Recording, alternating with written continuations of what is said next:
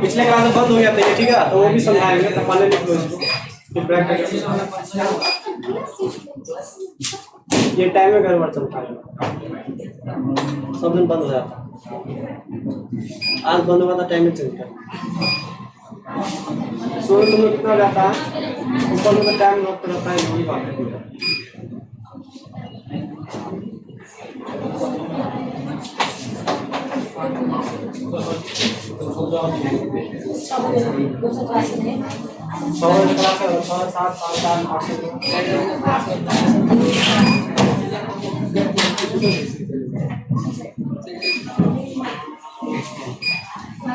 देखो ये नील बोर्ड का मॉडल स्टार्ट हो चुका है, इससे पहले रदरफोर्ड का पढ़ाया तो वही का टेस्ट देंगे।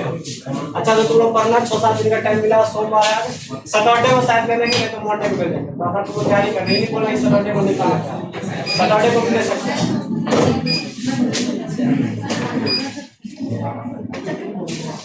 हाँ इसे इसी चल रहा है, फिजिकल तो कर रहा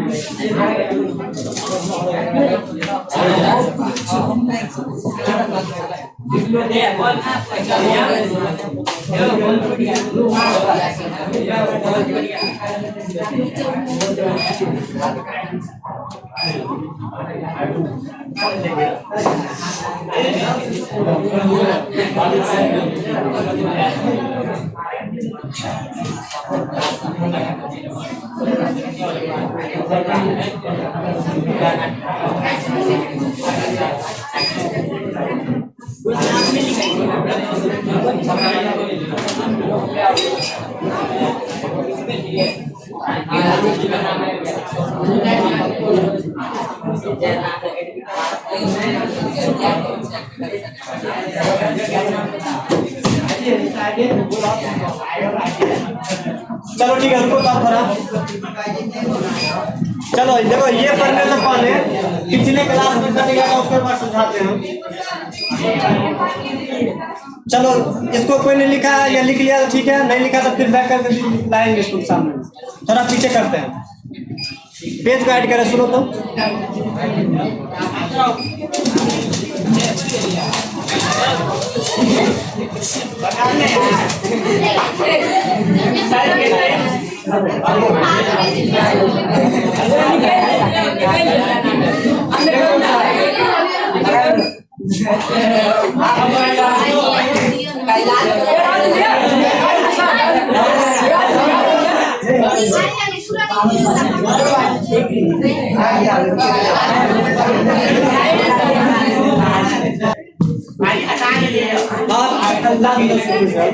देखो, तो हम लोग रदरफोर्ड का मॉडल पढ़ रहे थे। देखो, एक लाइन रिपीट करेंगे, दोबारा नहीं बोले क्योंकि इस बार इससे पीछे वाला मैंने बोला। रदरफोर्ड ने अपने परमाणु का प्रतिरूप उन्होंने नाभिक के खोज से किया था, है ना। नाभिक का जब खोज किया था, इसके फलस्वरूप उन्होंने क्या किया था, अपना मॉडल, अपना प्रतिरूप डिजाइन किया था उन्होंने। तो इसका मैंने पॉइंट वगैरह दिखाया था। अब इसके पॉइंट में क्या क्या लिमिटेशन था वो मैंने पढ़ना था, है ना।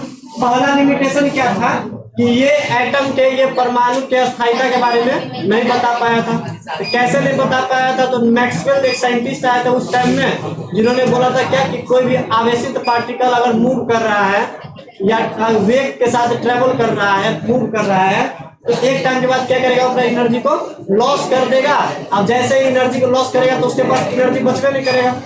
अगर एनर्जी नहीं बचेगा तो अगर मान लो मैंने बोला कि हमारे पास एटम है, रदरफोर्ड ने बोला पॉजिटिव चार्ज सेंटर पे होता है। आए क्या बात कर रहे हो, शांत रहो बिल्कुल। वहां पे इलेक्ट्रॉन घूम रहा है, तो मैक्सवेल ने क्या बोला कि कोई भी आवेशित पार्टिकल अगर मूव करता है तो घूमने के दौरान क्या करता है, वो एनर्जी बाहर निकालता है। अगर एनर्जी बाहर निकालता है तो एक टाइम ऐसा आएगा कि इलेक्ट्रॉन क्या करेगा, घूमते घूमते घूमते घूमते इसका एनर्जी क्या होगा, खत्म हो जाएगा, और ये क्या कर जाएगा, सेंटर से जाके कोलाइड कर जाएगा, और एटम जो था हमारा वो क्या हो जाएगा, हमारा डिस्ट्रॉयड हो जाएगा, खत्म हो जाएगा। क्या हो जाएगा, एटम हमारा खत्म हो जाएगा। जबकि ऐसा दुनिया में तो होता नहीं है। जैसे मान लो ये पदार्थ है, तो ये एटम से बना हुआ है, ये अभी भी एग्जिस्ट करता है। अगर ये हमारा सही होता है कि इलेक्ट्रॉन सेंटर से कोलाइड कर जाता है, तो एटम एग्जिस्ट नहीं करता, दुनिया का सब पदार्थ धीरे धीरे क्या होता है, नष्ट हो जाता है, अपने आप नष्ट हो जाता है। जबकि ऐसा नहीं होता है, इलेक्ट्रॉन ट्रेवल करता है कुछ डिस्टेंस, जिसको रदर आगे नील बोर समझाएंगे अभी। तो रदरफोर्ड के सामने में उस टाइम आया था मैक्सवेल, जिन्होंने ये बात बोल दिया था। तो ये क्या, रदरफोर्ड पूरा शांत हो गया था कि इसका कोई सोल्यूशन उसके पास नहीं था। तो सोल्यूशन अगर नहीं दे पाएगा तो उसके लिमिटेशन की कैटेगरी में चला जाता है। तो पहला पॉइंट यही है, रदरफोर्ड परमाणु के अस्थायिता के बारे में नहीं बता पाए। कब नहीं बता पाए, जब मैक्सवेल ने अपने थ्योरी को प्रस्तुत किया सामने में, उसके पास कोई जवाब नहीं था। तो रदरफोर्ड का पहला ये क्या हो गया, लिमिटेशन हो गया, पहला दोष हो गया इसका, ठीक है। सेकेंड पॉइंट सुनो, आगे जो साइंटिस्ट आए थे ना, उन्होंने क्या किया था, अपना जो मॉडल जो डिजाइन किया था वो लगभग 80% 90% सही था, हमारा बहुत हद तक सही हुआ हमारा। आगे जो आए हैं नील बोर हमारे साइंटिस्ट, जो आगे पढ़ना हमको, उन्होंने ना एक एक्सपेरिमेंट किया था। उस एक्सपेरिमेंट के मदद से उन्होंने अपना मॉडल प्रस्तुत किया था। वो एक्सपेरिमेंट क्या था, यहाँ पे हाइड्रोजन वर्मपट, क्या बोला था उन्होंने, हाइड्रोजन वर्मपट का उन्होंने क्या किया था, एक्सपेरिमेंट किया था। अब यह हाइड्रोजन वर्मपट क्या होता है वो हम नील बोर के मॉडल में पढ़ लेंगे। तो यहाँ बताओ तो अगर यह हाइड्रोजन बॉन्ड के बारे में एक्सप्लेन करेगा, यहाँ से उन्हें मॉडल बताएगा, तो क्या रदरफोर्ड बता पाए थे हाइड्रोजन बॉन्ड के बारे में?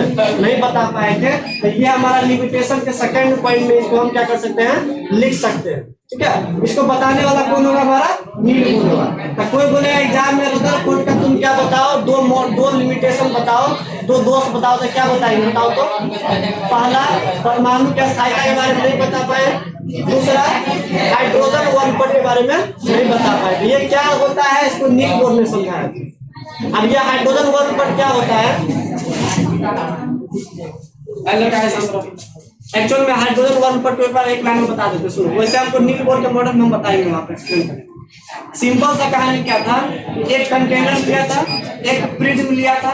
प्रिज्म में क्या किया था, उन्होंने हाइड्रोजन गैस को भर दिया था और लाइट को उन्होंने पास करवाया था। तो उसको क्या दिखा था, 7 रंग का कलर दिखता है। वो तो स्वाभाविक सी बात है, प्रिज्म से जब कोई भी लाइट को पास करवाते हैं तो 7 रंग का कलर दिखता है ना, जिसको वर्णपट के नाम से लोग जानते हैं। ठीक है, तो उसी को एक्सप्लेन किया था तो कैसे कोई आदमी किसी चीज को, उसको हाइड्रोजन स्पेक्ट्रम को या स्पेक्ट्रम को एक्सप्लेन करके अपना मॉडल प्रस्तुत कर सकता है, वो हम नील बोर्ड में पढ़ने वाले हैं। अभी हमको आइडिया नहीं है क्या किया होगा, ये क्या होता है, ये भी आगे बताएंगे हम। कैसे इसका मॉडल में लिमिटेशन है वो भी बताएंगे हम नील बोर्ड में। तो चलो तो वही पढ़ने जा रहे हैं। हमने हेडिंग डाला नील बोर्ड का परमाणु का प्रतिरूप। चलो साथ रहो,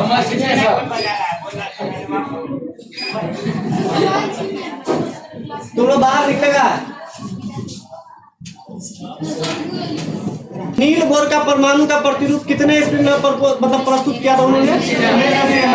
1911 में रदरफोर्ड ने किया था। 2 साल के अंतराल में क्या आ गया हमारा नील बोर का परमाणु का प्रतिरूप। बताओ ये 1913 ईस्वी में किस बेस पे अपना मॉडल प्रस्तुत किया था? हाइड्रोजन वर्णपट के बेस पे। अब ये क्या होता है हम आगे धीरे धीरे समझेंगे। आए देखो इधर, तो नील बोर ने सन 1913 ईस्वी में हाइड्रोजन वर्णपट के आधार पे, कोई बोलेगा हाइड्रोजन वर्णपट क्या था, एक प्रिज्म ले लेना और इसमें क्या कर देना, कोई गैस को डाल देना। ठीक है, हाइड्रोजन गैस को डाल देंगे और यहाँ से लाइट को पास करवाते हैं तो क्या दिखता है, यहाँ पे 7 कलर दिखता है। इसी को क्या बोलते हैं हम लोग, हाइड्रोजन वर्णपट बोलते हैं। अभी सिंपल लिखना है, कैसे कोई इसको देखकर अपना मॉडल प्रस्तुत कर दिया होगा उसको हम आगे समझेंगे। अब इतना समझ लीजिए, नील बोर ने सन 1913 ईस्वी में हाइड्रोजन वर्णपट के आधार पर अपना प्रतिरूप क्या किया था, प्रस्तुत किया था, रिप्रेजेंट किया था। इसके प्रतिरूप का क्या है, कुछ महत्वपूर्ण पॉइंट क्या है, निम्नलिखित है, मैंने नीचे लिखा है। अब एक बताओ तो क्या रदरफोर्ड का सब पॉइंट गलत था? तो एक पॉइंट गलत हो गया था क्या, कि मतलब इलेक्ट्रॉन जो होता है वो रिवॉल्व करने के दौरान, घूमने के दौरान एक टाइम क्या होगा, उसका एनर्जी खत्म होगा और सेंटर से कोलाइड कर जाएगा। इसी बात में फंस गया था बस वो। बाकी सब बात तो सही था कि हाँ पॉजिटिव चार्ज क्या होता है, सेंटर पे होता है, इलेक्ट्रॉन घूमता रहता है, बहुत बात तो सही था उसका। तो जो जो बात सही होता है ना, वो साइंटिस्ट जो आगे आते हैं वो उसके बात को कॉपी कर लेते हैं, है ना। जो सही बात रहेगा थोड़ी ना किसी से छुपेगा, वो आगे वाले पॉइंट में आ जाएगा। जैसे नील बोर का कुछ पॉइंट जो है ना, वो रदरफोर्ड से उठा के अपने मॉडल में डाल देते। क्या क्या तो सुनो, परमाणु के मध्य भाग को क्या बोलते हैं हम लोग, नाभिक के नाम से जानते हैं, जिसका डिस्कवरी किसने किया था, रदरफोर्ड ने किया था। बात सही था इसलिए उन्होंने अपने पॉइंट में नोट कर लिया था। तो पहला पॉइंट ये क्या हमारा सही है, ठीक। अब एक मिनट सुनो तो सेकेंड पॉइंट के बारे में बात करते हैं। ये हमारे पास न्यूक्लियस है। रदरफोर्ड ने क्या बोला था कि न्यूक्लियस के चारों तरफ ना इलेक्ट्रॉन कहीं पर भी घूम सकता है। उन्होंने क्या बोला था, न्यूक्लियस के चारों तरफ इलेक्ट्रॉन कहीं पर भी घूम सकता है, यहाँ पर भी घूम सकता है, यहाँ पर भी घूम सकता है, यहाँ पर भी घूम सकता है, कहीं पर भी क्या कर सकता है, सर्कुलर ऑर्बिट में घूम सकता है। ये कौन बोला था, रदरफोर्ड। लेकिन नील बोर क्या बोलते, सुनो नील बोर क्या बोलते हैं कि न्यूक्लियस जो होता है ना, एक फिक्स दूरी पर, न्यूक्लियस से क्या होता है, एक फिक्स दूरी पर इलेक्ट्रॉन क्या करता रहता है, घूमता रहता है। फिक्स दूरी जैसे मान लो ये हमारा क्या, यहाँ से R1 डिस्टेंस है, यहाँ से मान लो ये हमारा क्या है, R2 डिस्टेंस में मैंने देखा क्या यहाँ पे इलेक्ट्रॉन घूम रहा है। इन्होंने क्या बोला कि इलेक्ट्रॉन जो घूम रहा है ना, तो इस दौरान वो एनर्जी बाहर नहीं निकालेगा। इन्होंने सबसे इंपोर्टेंट पॉइंट क्या बोला था कि इलेक्ट्रॉन जो सर्किल में घूम रहा होगा, इलेक्ट्रॉन घूमने के दौरान एनर्जी बाहर नहीं निकालेगा। ये इलेक्ट्रॉन का अपना घर होता है, इस घर में इलेक्ट्रॉन रहता है। अगर ऐसा होता कि घूमने के दौरान एनर्जी बाहर निकालता, दुनिया में कोई एटम एग्जिस्ट नहीं करता। ठीक है, तो ऐसा उन्होंने बोला कि क्या इलेक्ट्रॉन घूमने के दौरान एनर्जी बाहर नहीं निकालता है। इलेक्ट्रॉन का अपना घर होता है, यहाँ से फिक्स डिस्टेंस पे, सब जगह इलेक्ट्रॉन नहीं होता है। न्यूक्लियस से एक फिक्स दूरी पर क्या होता है, इलेक्ट्रॉन होता है। जैसे मान लो यहाँ से r1 डिस्टेंस पे मैंने बोला इलेक्ट्रॉन है, इसको उन्होंने ना पहला सेल बोला। क्या बोला उन्होंने इसको? पहला सेल, यानी पहला कक्षा का नाम रिप्रेजेंट किया।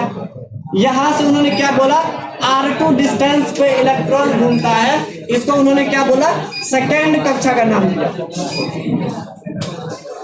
यहाँ से r3 डिस्टेंस में क्या होगा, इलेक्ट्रॉन घूम रहा होगा, जिसको उन्होंने क्या बोला, थर्ड कक्षा का नाम दिया, थर्ड सेल बोलते हैं। बात समझ में रहा है? क्या दोनों में डिफरेंस है? वो बोला था इलेक्ट्रॉन सीधे घूम रहा, कहीं पर भी घूम सकता है न्यूक्लियस चारों तरफ। ये बोला कि नहीं, सब जगह नहीं घूमता है, यहाँ से एक फिक्स दूरी पे। अब फिक्स दूरी r1 है, तो r1 में जो इलेक्ट्रॉन है तो बोलेंगे फर्स्ट सेल। यहाँ से फिक्स दूरी पे r2 पे इलेक्ट्रॉन घूम रहा था, क्या बोलेंगे, सेकेंड सेल। इस यहाँ से फिक्स दूरी पर r3 पे इलेक्ट्रॉन घूम रहा था, क्या बोलेंगे इसको, थर्ड सेल। प्रोवाइडेड उन्होंने क्या बोला, इलेक्ट्रॉन जो घूम रहा होगा तो वो ऊर्जा को बाहर नहीं निकालता है, क्योंकि इलेक्ट्रॉन का वो अपना घर होता है, घर में अपना घूमता रहता है, इस दौरान वो ऊर्जा को बाहर नहीं निकालेगा। तो ये बोल दिया, रदरफोर्ड नहीं बोल पाए थे, इसलिए उसका लिमिटेशन हो गया। ये बोला कि नहीं, इलेक्ट्रॉन घूमने के दौरान एनर्जी को बाहर नहीं निकालता, तो वही मैंने लिखा, सुनो तो अब सेकेंड पॉइंट, परमाणु में जो इलेक्ट्रॉन होता है वो नाभिक से एक निश्चित दूरी पर घूमता है, सब जगह नहीं घूमता है, एक फिक्स दूरी पर घूमता है, r1 r2 r3 डिस्टेंस पे घूमता है। अब पता है नील बोर ने ना मतलब अपना फार्मूला उन्होंने डिराइव किया था, वो रेडियस भी निकाला था कि कितना दूरी पर इलेक्ट्रॉन घूमता है, वो हम रेडियस का फार्मूला निकालने वाले आगे। साथ में क्या बोला सुनो उन्होंने, निश्चित वेग के साथ इलेक्ट्रॉन घूमता है। बताओ यहाँ पर जो इलेक्ट्रॉन घूम रहा होगा तो इसके पास कुछ वेलोसिटी होगा, कुछ स्पीड होगा इसके पास। तो उन्होंने क्या बोला, इसके पास ना एक निश्चित सा क्या होगा, एक वेलोसिटी होगा, एक वेग के साथ घूम रहा होगा, इसका एक फिक्स क्या होगा, स्पीड होगा। सही है। साथ में क्या बोला, इसके पास जो ऊर्जा होता है ना, कितना ऊर्जा के साथ घूम रहा है। अब तुम लोगों ने ऊर्जा कहाँ से आ गया, तो सुनो, जितना भी दुनिया में पार्टिकल है जिसके पास कुछ मास होता है, कुछ वेलोसिटी के साथ मूव करता है, कुछ वेग के साथ, तो उसके पास क्या होता है, गतिज ऊर्जा होता है। एक बार बताया गतिज ऊर्जा पर है तुम लोग हाफ mv², जिसके पास कुछ द्रव्यमान होता है, कुछ वेलोसिटी के साथ मूव करता है, उसके पास क्या होता है, गतिज ऊर्जा होता है। तो बताओ, तो इलेक्ट्रॉन के पास क्या होता है, कुछ मास होता है, बताओ, कुछ वेलोसिटी के साथ घूम रहा होगा ये, तो बताओ इसके पास मास है, वेलोसिटी है, तो क्या इसके पास गतिज ऊर्जा नहीं होगा, तो कुछ ऊर्जा होगा इसके पास। तो इन्होंने क्या बोला, परमाणु में जो इलेक्ट्रॉन होता है वो नाभिक से एक निश्चित दूरी पर घूमता है। कितना दूरी पे घूमता है ये फॉर्मूला भी दिखाएंगे इधर हम। एक निश्चित वेग के साथ घूमता है, कितना स्पीड के साथ घूम रहा है ये भी उन्होंने निकाला था। एक निश्चित ऊर्जा के साथ घूमता है, कितना ऊर्जा के साथ घूम रहा है पहले सेल में, इसका फॉर्मूला उन्होंने दिखाया था हम लोग। तो वो फॉर्मूला लिखने वाले हैं। चलो इसका आगे लिखना स्टार्ट करो, तो फॉर्मूला लिखते हैं। इसको हम आगे प्रूव भी कर देंगे, अभी डायरेक्ट फॉर्मूला लिखो, क्वेश्चन कर देंगे इसमें। इस फॉर्मूला को आगे हम प्रूव करेंगे, धीरे धीरे सब होगा इसमें। चलो लिखो तो,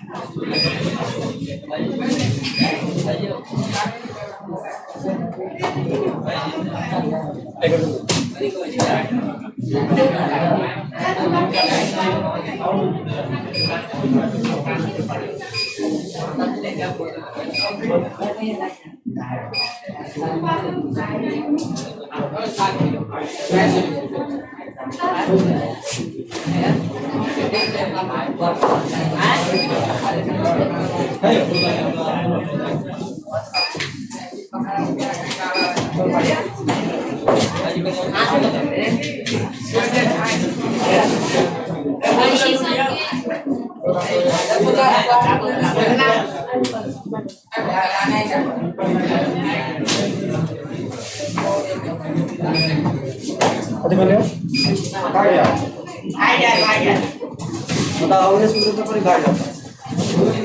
हम बोले रुको बात करते तुमसे तार उड़ गया।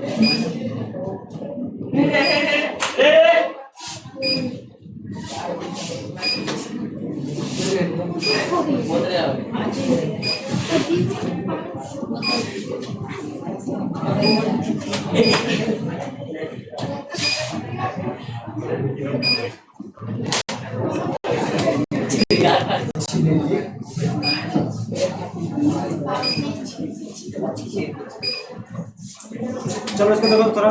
पहला पॉइंट क्या, परमाणु के मध्य भाग को हम क्या किस नाम जानते हैं, नाभिक के नाम जानते हैं। कितना का बोले हाइड्रोजन स्पेक्ट्रम कहाँ पर है, तो देखो जब यूज होगा तब बता देंगे। अभी जो पॉइंट है ना वो पिछले वाले मॉडल से लिया गया है तो उसको पर बताएंगे। जब यूज इसका आएगा तब लिखाएंगे, पढ़ाएंगे कि स्पेक्ट्रम क्या होता है, इसका डेफिनेशन में लिखाएंगे। सेकंड पॉइंट क्या बोला था कि परमाणु मतलब न्यूक्लियस के चारों तरफ इलेक्ट्रॉन घूमता है।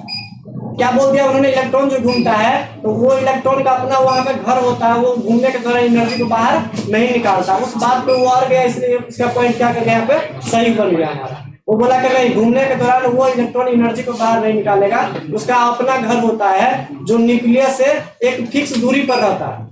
न्यूक्लियस से एक फिक्स दूरी पर होता है। ये पहला सेल है, इसको पहला कक्षा का नाम दिया, इसको सेकेंड कक्षा बोला, इसको थर्ड बोला, इसको फोर्थ बोला। इस तरीके से सबका अपना अपना क्या होता है, सेल अलग अलग होता है। पहला सेल, दूसरा सेल, इस तरीके से। ठीक, अगर r1 डिस्टेंस पे इलेक्ट्रॉन मिल रहा है, r1 डिस्टेंस पे, r1 दूरी पे, तो बताओ उस कक्षा को किस नाम से जानते हैं हम लोग, k के नाम से जानते हैं। k बोलते हैं, क्या बोलते हैं, k के नाम से जानते हैं। बताओ उसका वेलोसिटी कितना होगा, तो मैंने बोला v1 के बराबर है, उसमें इलेक्ट्रॉन घूम रहा हो कितने वेलोसिटी के साथ, v1 के साथ। बताओ उसका एनर्जी कितना होगा, E1 एनर्जी होगा। सबका मैग्नीट्यूड लिखाएंगे, अभी मैंने वैसे रिप्रेजेंट किया। बताओ यहां से मैंने देखा r2 डिस्टेंस पे इलेक्ट्रॉन है, पहला सेल भर जाता तो बताओ इलेक्ट्रॉन कहाँ जाता, सेकंड सेल में।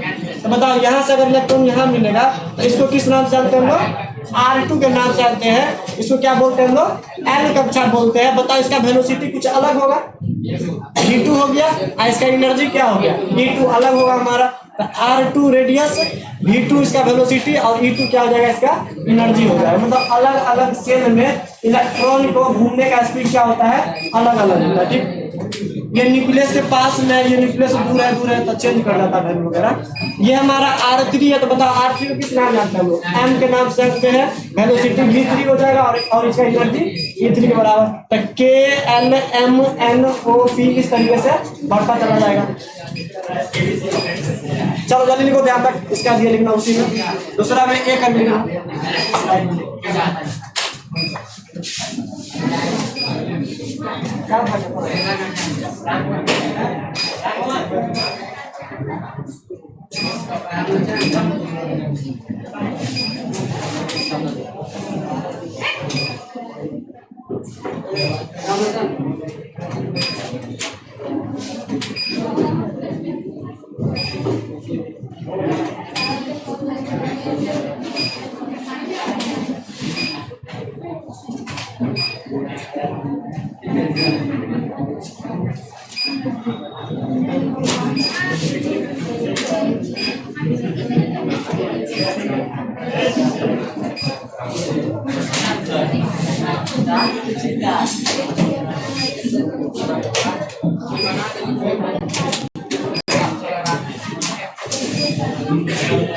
आया सुनो, देखो इधर, देखो क्वेश्चन कैसे पूछता है एग्जाम में। आया सांद्र, अब बोलो तो यहाँ पे नील बोर्ड ने क्या बोला, एक फिक्स दूरी पे इलेक्ट्रॉन घूमेगा, तो कितना दूरी पे घूमेगा उसका वैल्यू भी तो पता होना चाहिए हमको। तो उन्होंने ना एक फार्मूला दिया था, सुनो, इसको बोलते हैं दूरी या त्रिज्या के नाम से जानते हैं। बोले क्या, इस ऑर्बिट का, पहले ऑर्बिट का हाइड्रोजन एटम के लिए, हाइड्रोजन परमाणु के लिए त्रिज्या का वैल्यू कितना आएगा, कितना दूरी है पहले ऑर्बिट का। जैसे बोला मैंने क्या, हाइड्रोजन एटम बनाया, तो हाइड्रोजन एटम का जो पहले ऑर्बिट इलेक्ट्रॉन जो घूम रहा है न्यूक्लियस से, तो बताओ ये डिस्टेंस बोलेगा निकालने के लिए, तो हम कैसे निकालेंगे। तो उन्होंने एक फार्मूला दिया था, शुरू दूरी या त्रिज्या, बताओ। तो इसको हम त्रिज्या भी बोल सकते हैं ना, इसको हम त्रिज्या भी बोल सकते हैं। पूरा क्या होता है हमारा, क्या बोलते हैं, व्यास बोलते हैं, आधा क्या बोल सकते हैं, त्रिज्या बोल सकते हैं। अरे क्या है, जिसको बात करना बाहर जाओ, क्या डिस्टर्ब कर रहा है, बाहर जाएगा तुम, जाएगा बाहर, जाओ जाओ घूम के आओ, पानी में लगे डिस्टर्ब क्या कर रहा, सामने सब सुन। बताओ हमने क्या बोला, पहले ऑर्बिट का तुम क्या बताओ, त्रिज्या बताओ। तो ये वाला रेडियस निकालेंगे, बताओ सेकेंड ऑर्बिट का त्रिज्या क्या होगा, ये वाला। बताओ थर्ड ऑर्बिट का त्रिज्या क्या होगा, ये वाला। ये क्या हो जाएगा हमारा थर्ड ऑर्बिट का त्रिज्या। तो त्रिज्या कैसे निकालते हैं, दूरी कैसे निकालते हैं, वो का फॉर्मूला मैंने निकाला, वो तो 0.53 into N square by Z into 10 के पावर -10 मीटर। फॉर्मूला में आगे प्रूफ कर देगा, अभी डायरेक्ट याद रखना है इसको। 0.53 into N square by Z into 10 के पावर -10 मीटर। अब यहाँ पे देखो तो n का मतलब क्या होता है, कक्षा की संख्या। अब तुम कौन से कक्षा के बारे में बात करें, पहला कि दूसरा कि तीसरा।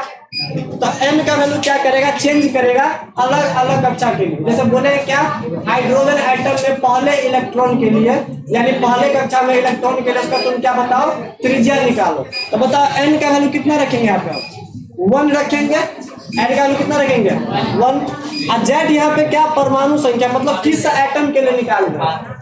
हाइड्रोजन के लिए रखेंगे तो कितना रखेंगे, 1। हीलियम के लिए रखेंगे तो 2, लिथियम के लिए तो 3। तो n का वैल्यू क्या करेंगे, अलग अलग सेल के लिए अलग अलग आएगा, जेड का वैल्यू अलग अलग परमाणु के लिए अलग अलग आएगा। वैल्यू पुट कर देंगे तो क्या निकल जाएगा, वहां से त्रिज्या निकल जाएगा। एक मिनट और सुनो तो, 10 के पावर -10 मीटर को किस नाम से हम जानते हैं, 1a0 बोलते हैं।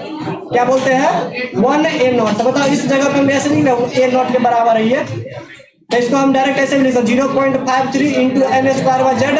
इसका इस वैल्यू को ना हम a0 बोल देते हैं। 10 के पावर -10 मीटर क्या बोलते हैं, एंगस्ट्रॉम के नाम से जानते हैं। तो ये भी सही है हमारा, ये भी सही है, नोट करो, हम आगे बढ़ रहे हैं।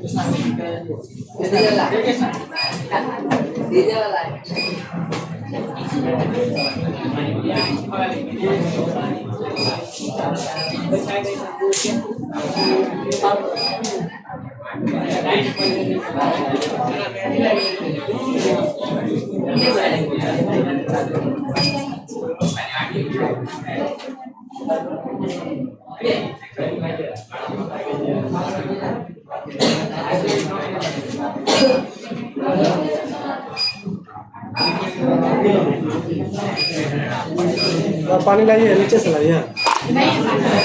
पानी खत्म हो गया है। कहाँ से निकल पड़ा ये डिब्बा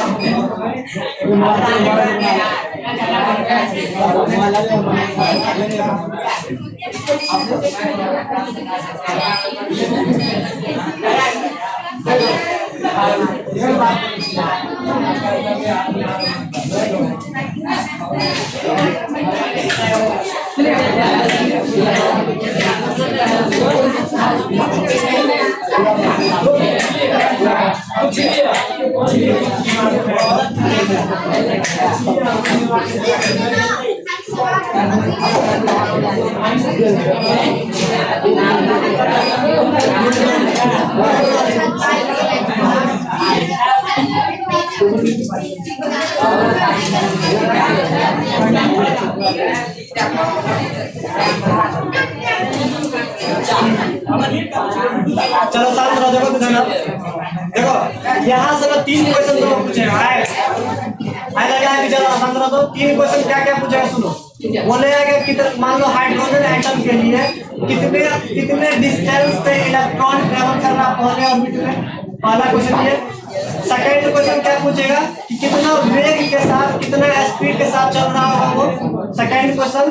थर्ड क्वेश्चन कि घूमने के दौरान वो कितना एनर्जी के साथ घूम रहा होगा, उसके पास कितना एनर्जी होगा। ठीक है, तो वो मैंने 3 फॉर्मूला दिया, यहाँ से क्वेश्चन डायरेक्ट बनता है। फॉर्मूला याद रखना, पहला फॉर्मूला ये हो गया।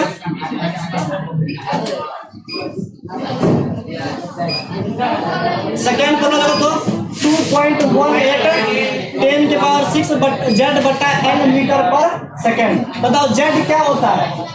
परमाणु संख्या। Z क्या होता है? और N क्या होता है? किस सेल के बारे में बात कर रहे हैं? बताओ ऊर्जा कैसे निकालेगा? -14.6 Z²/N² इलेक्ट्रॉन वोल्ट। ठीक है, चलो तो क्वेश्चन भी तो करो तो यहाँ पे देखो तो बनेगा।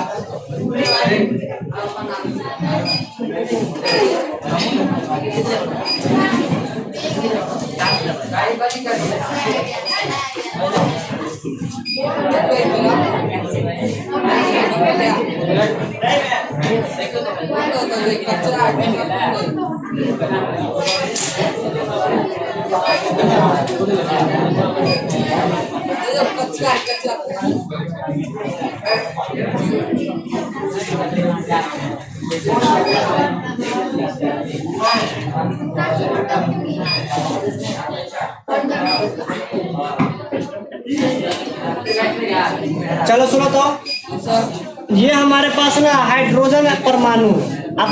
अब कैसे हमने समझ लिया ये हाइड्रोजन परमाणु है, तो बताओ हाइड्रोजन का इलेक्ट्रॉनिक विन्यास तुम थोड़ा बहुत जानता होगा, 1s1 होता है। क्या होता है? 1s1, यानी पहला सेल में एक इलेक्ट्रॉन है। तो वो यहाँ पे पहले से डाटा दिया हुआ, सुनो तो क्या बोल रहा है। हाइड्रोजन परमाणु के लिए, ये हमारा हाइड्रोजन परमाणु है, एक इलेक्ट्रॉन होता है, नाभिक में प्रोटॉन होता है, अब कुछ डिस्टेंस पे वो क्या करता है, ट्रेवल करता है, सही है। तब पहले कक्षा के लिए नाभिक से दूरी बताना है, कितना दूरी वो है, कितना वेलोसिटी के साथ घूम रहा होगा वो बताना है, और कितना ऊर्जा के साथ घूम रहा होगा वो बताना, ये तीनों हमको बताना है। चलो तो निकालते हैं रेडियस।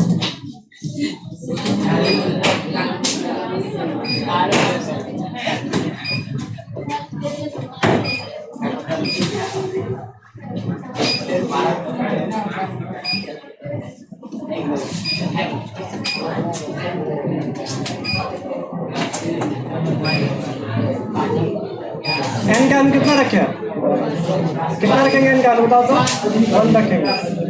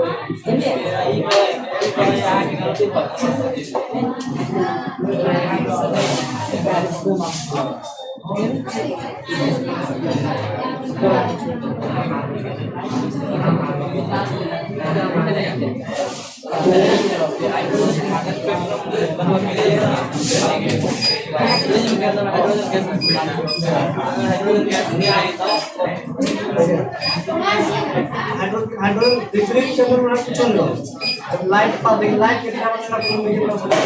जरा माइनर जो सन से और इस बीच में पूरा स्पेस खाली जगह की बात है।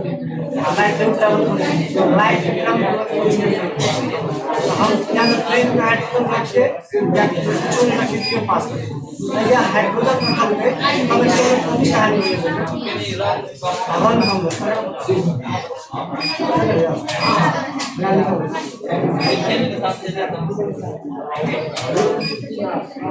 रंग कुछ कहेंगे तो कुछ कहानी अंदर कुछ रंग एक्सेप्ट करते कैमरा का भी ना तो फिर एक बार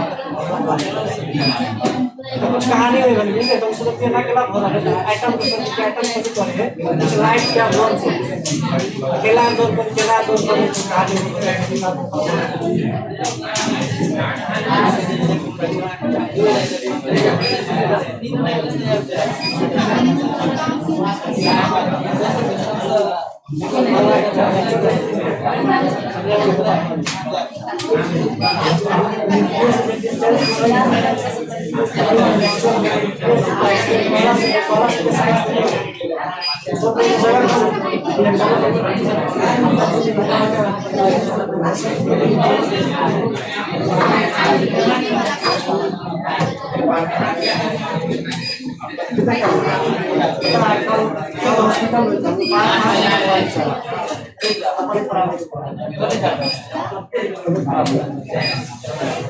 हॉस्पिटल में कल डिस्चार्ज हो गया अब इमरजेंसी आ गया 5 दिन पहले चला अब ठीक हो गया कॉलेज बैठा इसलिए बोलता हल्ला नहीं ऐसा पिछला तब नहीं सुनता ऐसा पूछा नहीं वो नहीं बता जब क्या हुआ था चल भाई चलो इसको एक देखो तो फिर छोड़ देंगे सुनो आए देखो 1-2 दिन क्लास थोड़ा कम भी होगा हमारा लेकिन ये नहीं बोल रहा कि कम पढ़ा रहा है मेरा तबीयत थोड़ा खराब है तब मैंने पढ़ाना स्टार्ट किया ठीक है सुनो एक बार से समझ लो तो रेडियस का ये फार्मूला है अगले क्लास में सबसे फार्मूला पूछेंगे रेडियस का ये कि किस वेलोसिटी के साथ मूव करता है उसका फार्मूला ये है ऊर्जा के साथ ये है आप सुनो तो इस ऊर्जा में इस ऊर्जा में मैंने निगेटिव साइन क्यों लगाया है इसका मतलब हम अगले क्लास में बता देंगे ठीक है चलो हमने देते हैं जाओ